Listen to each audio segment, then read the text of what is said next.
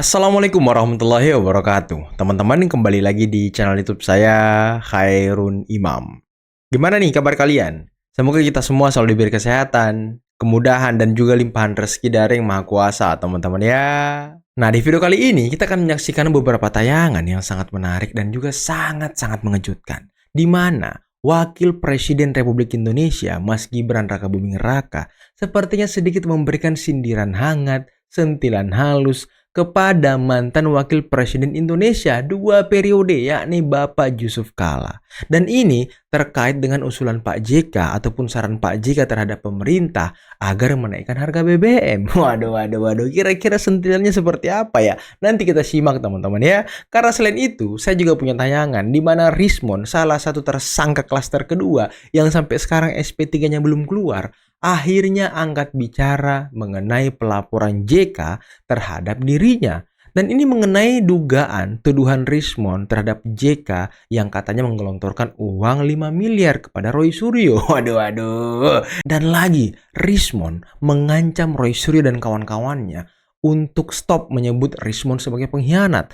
Karena kalau tidak, Rismon akan melaporkan Roy Suryo dan juga rekan-rekannya ke pihak kepolisian. Waduh, ini makin panas aja nih perseteruan mereka ini. Terakhir, kita akan menyimak penjelasan yang sangat luar biasa dari kuasa hukum Pak Jokowi, yakni Prof. Firmanto. Sekaligus beliau membungkam omongan-omongan kuasa hukum dari Roy Suryo, yakni Refli Harun. Tapi sebelum kita mulai, jangan lupa like, subscribe, dan share. Dan tanpa perlu berlama-lama lagi, mari kita mulai videonya berikut ini.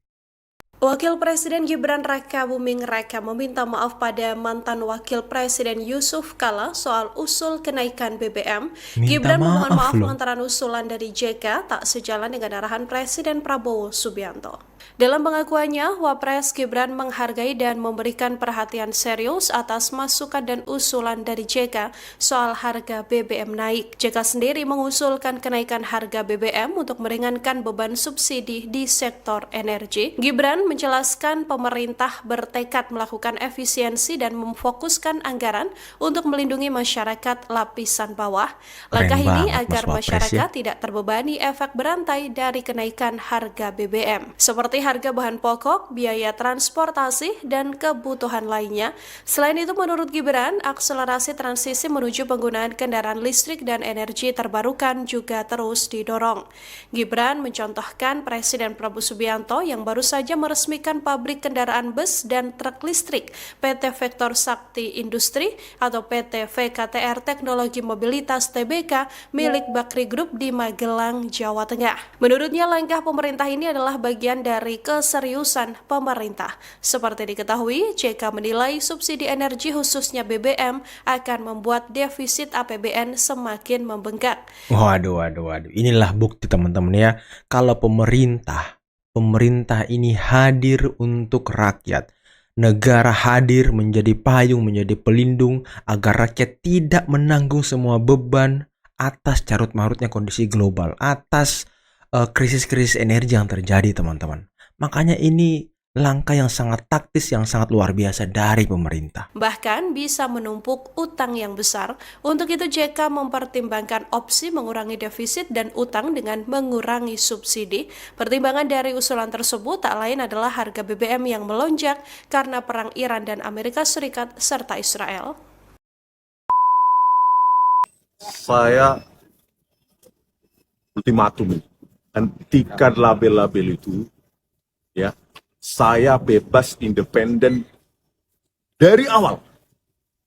Saya tidak kenal mereka sebelum 15 April 2025. Dan penelitian itu independen. Kalau sekarang saya berubah berdasarkan temuan saya, siapa mereka saya harus minta izin? Siapa mereka? Itu loh. Mendanai saya juga enggak. Dia sibuk 1-3 kali di TV sehari. Saya yang cari data pontang-panting. Terus tiba-tiba dia seolah-olah membiayai saya. Ya, seolah-olah ada ikatan kontrak hitam di atas putih gitu.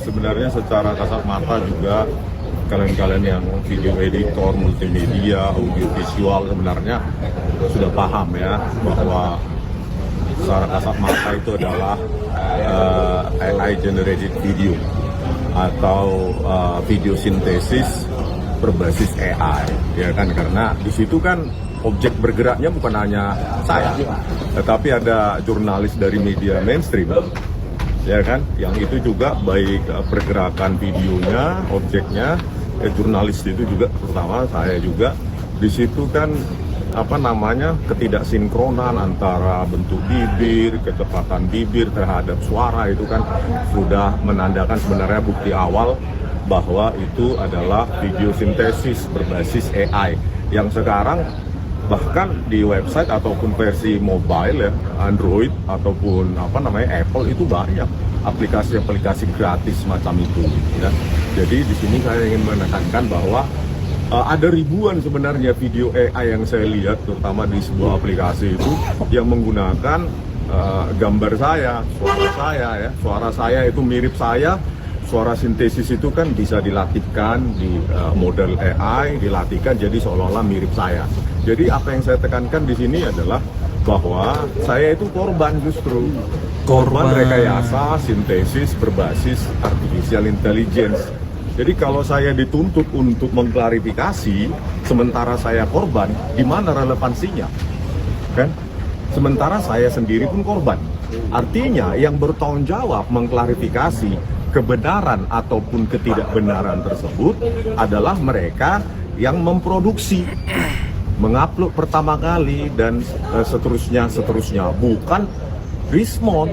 Ya silahkan nanti ya para penyidik di Barreskrim, tentu mereka memiliki teknologi cutting edge teknologi yang berbasis, saya tahulah teknologi mereka ya, seperti algoritma web crawling dengan resources komputasi yang sangat luar biasa. Saya kira dalam 1 minggu ini dapat kok yang mungkin juga sudah dapat mungkin ya, menemukan siapa sih yang mengunggah pertama kali, dan dia harus bertanggung jawab. Nah, jadi bukan Rismon. Betul. Kalau Rismon nanti menanggapi, mengklarifikasi semua video-video AI yang ada wajah saya, suara sintesis saya, ya saya nggak bisa kerja. Sementara saya fokus untuk menuntaskan revisi buku, 2 buku yang saya keluarkan. Itu kan bagian dari tanggung jawab saya kepada publik, bahwa peneliti bisa salah, bagaimana pertanggungjawabannya secara ilmiah kesalahan itu, bukan langsung secara cepat, tidak bertanggung jawab, tidak ilmiah, dilabel pengkhianat. Sejak kapan saya punya tanda tangan kalau keluar dari sini pengkhianat? Ya kan, itu bisa berdampak hukum loh, saya ingatkan ya. Meskipun saya berjanji tidak mau melaporkan orang, tapi berkomitmen tidak melaporkan orang, tapi kalau itu diulang-ulang, saya ingatkan pihak-pihak yang mengatakan itu, saya bisa berubah pikiran, gitu loh, ya. Karena saya berbasis sains, bantahlah secara sains, gitu aja, gitu loh. Kalau Anda ahli, ya pertanyakan keahlian Anda tanpa bergantung pada Rismon. Iya. Jadi mengenai video tadi itu AI itu, ya, saya berharap para profesional ya di cyber crime, cyberspace, cyber crawling ya, di di Barreskrim pasti saya yakin dalam 1 minggu ini, bahkan 1-2 hari ini sudah bisa menemukan, dan dia harus bertanggung jawab terhadap apa isi yang mereka bilang, konteksnya apa. Saya di sini korban, kok diminta mengklarifikasi? Di mana itu kan logical fallacy. Iya, logical fallacy. Berlogika. Anda tidak ada sangkut pautnya dengan video itu, diminta klarifikasi. Apalagi menyebutkan nama elit, ya, nama jumlah rupiah. Ya kan? Ya tanyakan sama si memproduksi. Siapa? Apakah Anda memproduksi inisiatif Anda atau yang menyuruh? Silakan kepolisian gitu loh. Jadi biarkan kepolisian yang bekerja secara profesional. Dan saya tahu mereka punya resources komputasi yang sudah luar biasa, teknologi cutting edge. Dan itu gampang sebenarnya, ya, gampang. Nanti kalau cepat-cepat ya, misalnya ini kan sudah berbau-bau politik. Kalau saya terlalu cepat menanggapi seperti ini kemarin-kemarin, wah berarti dia tahu dong yang buat, yang produksi. Dibilang lambat juga. Kenapa sekarang nggak konfirmasi? Padahal itu bukan tanggung jawab saya sebagai korban. Ya, sebagai korban karena apa? Sangat gampang menentukan itu AI generated. Banyak kok software untuk apakah ini AI atau enggak, banyak di internet gratis, bahkan versi mobile juga ada. Kalau ahli sedikit, diperiksa metadatanya, bahkan di metadata itu selain timestamp, tool AI yang dipakai juga tertanam di situ, gitu. Tertanam tool apa yang dipakai, ya itu nanti diperiksa mereka yang memproduksi itu, bukan tanggung jawab Rismon. Lah kalau Rismon disuruh mempertanggungjawabkan setiap video AI ya beredar itu kan banyak sekali, ribuan. Nyonyor si Rismon, nyonyor jadinya. Bukan tanggung jawab saya. Yang bertanggung jawab terhadap isi yang kata mereka konteks atau apapun informasi audiovisual dari video sintesis berbasis AI, mereka yang buat, yang bertanggung jawab, bukan saya. Ya, karena apa? Saya pastikan itu AI karena saya lupa ya. Itu sebenarnya video mentahnya itu, ya, video mentahnya itu berasal dari video saya di YouTube saya Baligi Academy. Ah, itu bisa kalian, nah bisa kalian buka di, itu sebenarnya dengan gampang dikoreksi, apa namanya, di cross validation ya, di validasi silang. Itu kan bahan mentahnya itu adalah video saya yang ini, tanggal 11 Maret sebelum saya bertemu dengan Pak Joko Widodo di Solo. Ya, nah inilah dia, inilah bahan mentahnya. Nah ini klarifikasi, judulnya klarifikasi Rismon Sianipar terkait kajian ilmiah jasa Joko Widodo. Malam sebelum saya berangkat, 11 Maret saya buat malam ke Solo. Inilah video mentahnya, diolah ya secara sintesis berbasis kecerdasan buatan, seolah-olah saya mengucapkan nama elit tertentu, jumlah uang tertentu kepada, inilah bisa kalian cek semua ini berbicara hal teknis tentang temuan baru saya, gitu loh. Ya ini dia ini. Mana dia? Jadi kagak ada kata 50 atau orang. Kalian periksa sendirilah di Baligi Academy ada itu, bisa klarifikasi Rismon Sianipar terkait kajian ilmiah ijazah Jokowi. Di situ jasa saya ada korden, di situ ada baju saya berwarna pink. Ya ini, ya video mentah yang diolah mereka. Terus saya tidak mengucapkan nama elit siapapun, bahwa ada yang membiayai, bahkan nilainya juga secara spesifik. Sementara di sini, di video aslinya, itu saya berbicara hal teknis tentang temuan saya. Ada variabel translasi, rotasi, maupun resolusi dan pencahayaan, itu jauh banget kan. Dan bagaimana mungkin saya menyayangkan pihak dari Pak melaporkan saya ya. Itu tidak memeriksa dulu, harusnya kan tanyakan tim ahli. Ini kan sepertinya akhirnya kan terpojok sendiri, padahal inilah video mentahnya itu.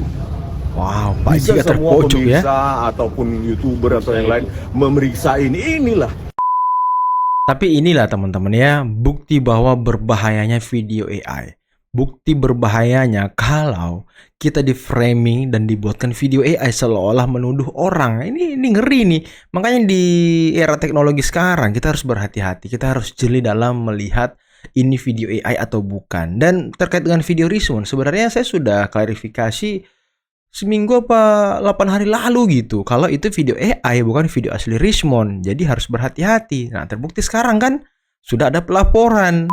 Aduh. Salah semua. Polisi salah, Lab4 salah, semua salah. UGM yang mengeluarkan memverifikasi salah. Pak Jokowi yang berkuliah salah. Temannya salah. Nah, ini kan contohnya kan. Kenapa? Karena nggak sesuai dengan keinginannya. Kita nggak bisa entertain semua orang. Kita nggak bisa entertain semua orang. Seru nih. Waduh, ngeri sekali ya. Oke, sekarang saya berikan kesempatan Bang Prof. Firmanto Laksana untuk menjawab semua apa yang disampaikan oleh Bung Refli. Silakan. Sekaligus closing statement. Baik, jadi terima kasih atas kesempatannya. Jadi sebenarnya apa yang disampaikan sama Pak Refli ini kan adalah yang sudah kita diskusikan berbulan-bulan. Dari mulai kita membuat aduan, laporan, penyidikan, kemudian penetapan tersangka P19 dan sudah memenuhi apa yang disampaikan oleh P19. Jadi saya pikir fakta-fakta itu sudah secara gamblang. Jadi kalau tadi lantas ada hal-hal yang disampaikan, menurut saya itu saya tadi mencoba untuk memakai ilustrasi-ilustrasi. Itu adalah halusinasi-halusinasi yang disampaikan, dan saya menyampaikan pada forum ini dan harus meluruskan forum ini karena yang dirugikan itu masyarakat. Masyarakat. Kenapa saya bilang yang dirugikan masyarakat? Karena masyarakat jadi bingung. Bayangkan kita kan harus percaya dong kepada negara. Negara sudah melakukan proses, melakukan semua hal sampai dengan penetapan tersangka dan pemenuhan unsur-unsur yang diperlukan dalam delik yang disampaikan pada pasal yang disampaikan. Mengenai masalah ITE, tadi dibaca, kita bisa dengar, di review aja. Ada perubahan, ada editing dan sebagainya. Seakan-akan apa yang disampaikan itu adalah asli. Kenapa? Dikatakan yang ditunjukkan itu asli dan itulah palsu. Kan gitu, padahal kan nggak pernah dilihat sama Mas Roy mengenai ijazah aslinya. Iya. Kok bisa dia bilang itu palsu? Maka ada potongan itu sudah kita bahas panjang lebar, dan pihak penyidik sudah menyajikan itu berkali-kali di berbagai forum. Terakhir, sepengetahuan saya itu ada di dalam gelar di 15 Desember tadi yang disampaikan sama Pak. Di situ dilihat fisiknya sama semua, ya. Fisik ijazahnya. Jadi ijazah keluar dari situ jadi soal baru. Wah, palsu dan sebagainya. Hari ini ada kebenaran, ditolak. Karena kita ingin apa yang kita sampaikan ini benar. Contohnya ada orang minta RJ, mengatakan saya lihat asli, ya, nggak hanya satu orang. Ditolak karena tidak sesuai dengan preferensinya. Saya nggak mau, ini harus terus. Sehingga apa yang disampaikan oleh Pak Refli tadi menurut saya adalah akrobat. Akrobat. Ya. Kenapa saya bilang akrobat? Ya, boleh saja kita bisa menyampaikan hal-hal ke publik, tapi jangan sampai disesatkan. Kenapa saya bilang disesatkan? Penetapan tersangkanya ada kok. Gitu loh. Kenapa saya bilang ini akrobat? Karena apa? Karena yang disampaikan ini kan tinggal kita buktikan. Tadi sampaikan, sesungguhnya yang takut si A, si B, si C. Aduh, Pak Jokowi dari awal sudah menyampaikan, dia menyayangkan, Pak Jokowi menyayangkan. Sebelum kita buat laporan, kita sudah memberikan informasi terbuka, somasi terbuka. Jangan, stop. Sebelum ini masuk pun, itu ada aduan. Masih dieksaminasi. Tadi kan disampaikan, ada laporan nih, terkait yang berlanjut nih, fenomena baru nih. Harusnya, karena itu adalah AI, maka harus ada unsur mengenai ITE yang disampaikan. Saya nggak tahu ya, saya nggak ikut masuk di situ, saya nggak mau mencampuri. Tapi kami juga melakukan verifikasi, apakah orang-orang yang di dalam bukti yang kita sampaikan itu adalah orang yang kita buat aduan dan laporannya. Kan dicek, dipanggil. Apakah digunakan haknya untuk menjawab sebagai, silahkan. Jadi, kalau kita ingin membuat sesuatu hal, salah semua. Polisi salah, lapor salah, semua salah. UGM yang mengeluarkan dan memverifikasi salah. Pak Jokowi yang berkuliah salah. Temannya salah. Nah, ini kan, contohnya kan. Kenapa? Karena nggak sesuai dengan keinginannya. Betul. Kita nggak bisa entertain semua orang. Kita nggak bisa entertain semua orang. Oke teman-teman, itulah tadi beberapa video yang bisa kita simak, yang bisa kita saksikan pada kesempatan kali ini. Dan luar biasa ya, bagaimana sentilan halus dari Mas Wapres Gibran kepada Yusuf Kala mengenai saran dan masukannya untuk pemerintah agar menaikkan harga BBM. Dan Mas Wapres Gibran lagi-lagi dengan ciri khas beliau, dengan kepribadian beliau yang sangat sopan, yang sangat santun, meminta maaf kepada Pak JK kalau usulannya tak dapat diterima karena itu tidak sesuai dengan arahan Presiden Prabowo Subianto. Aduh, aplaus buat Mas Wapres Gibran. Inilah Wapres yang selalu tegak lurus dengan presidennya, yang selalu menunggu arahan, menunggu perintah dari presiden untuk bekerja, teman-teman. Ini luar biasa. Dan Mas Wapres Gibran juga selalu menjunjung tinggi pesan dari ayahnya, ojo kemajon. Waduh, ini luar biasa ya. Sepertinya mentor politik Mas Wapres Gibran ini sekarang ada dua, teman-teman. Pak Jokowi dan juga Pak Prabowo. Dua mentor politik handal beliau. Dan ini adalah bekal yang sangat luar biasa buat Mas Wapres Gibran untuk maju ke depan, belajar mengenai geopolitik, belajar mengenai tata negara, pemerintahan, dan lain sebagainya. Dan untuk memantangkan dirinya ketika nanti di tahun 2034 beliau sudah sanggup memikul beban berat menjadi seorang presiden. Dan sekarang beliau sedang belajar. Dan ini luar biasa, teman-teman. Saya hormat, salut dengan Mas Wapres Gibran. Dan kita doakan semoga Mas Wapres Gibran dan juga Presiden Prabowo selalu sehat, selalu harmonis. Dan nantinya di tahun 2029 mungkin bisa berpasangan lagi gitu ya kan. Dan ini yang kita harapkan, teman-teman. Ini yang kita harapkan. Karena pasangan ini menurut saya sudah sangat ideal. Sudah sangat luar biasa. Pak Prabowo dengan geopolitiknya yang sangat luar biasa. Beliau keluar negeri, ketemu dengan negara-negara sahabat, gabung dengan komunitas ini, gabung dengan organisasi ini untuk memperkuat posisi Indonesia. Dan Mas Wapres Gibran mengurus dalam negeri, meninjau langsung program prioritas pemerintah, program Pak Prabowo, bagaimana jalannya di bawah, siswa-siswa seperti apa. Ini kan luar biasa, teman-teman. Luar biasa loh. Dan lagi tadi Rismon mengancam akan melaporkan Roy Suryo dan kawan-kawannya kalau masih disebut sebagai pengkhianat. Waduh. Kira-kira nanti dilaporin gak ya? Kalau saya sih harapannya dilaporin, teman-teman. Biar kasus ini semakin panas, semakin melebar. Karena Rismon ya sepertinya memang tidak terima gitu ya kan dikatakan pengkhianat. Karena dia independen, tidak pernah bergabung dengan mereka. Tidak ada hitam di atas putih, tidak ada tanda tangan kalau gini. Nggak ada, teman-teman. Dan Rismon kesel rupanya ya. Saya pikir dia anteng-anteng aja gitu. Dan lagi, Rismon juga sudah merespon tanggapan ataupun pelaporan Yusuf Kala terhadap dirinya mengenai tuduhan Rismon yang ya itu video AI. Kita tahu semua itu AI yang di framing sedemikian rupa bahwa Rismon menuduh Pak JK menggelontorkan uang 5 miliar kepada Roy Suryo. Dan ya inilah bahaya AI, teman-teman. Inilah bahayanya AI. Dan tadi penjelasan yang sangat luar biasa dari Prof Firmanto mengenai kasus ijazah Pak Jokowi yang sekarang masih berkembang, masih berjalan di Polda Metro. Dan beliau melakukan skakmat, membungkam omongan-omongan dari seorang Refli Harun. Jadi gerombolan pembenci ini tidak akan mengatakan lembaga ini benar, lembaga ini salah, lembaga ini benar, selama lembaga itu belum sesuai dengan keinginannya, selama hasilnya belum sesuai keinginannya. Makanya semua lembaga negara, lembaga pendidikan yang mengatakan bahwa ijazah Pak Jokowi itu asli, tidak akan mereka percaya. Karena target mereka adalah ijazah Pak Jokowi palsu. Nah, inilah tadi sentilan-sentilan keras dari Prof Firmanto kepada para pembenci, teman-teman. Oke, mungkin cukup sekian dulu video kali ini. Jangan lupa like, subscribe, dan share videonya. Akhir kata, billahi taufiq wal hidayah. Assalamualaikum warahmatullahi wabarakatuh. Bye-bye.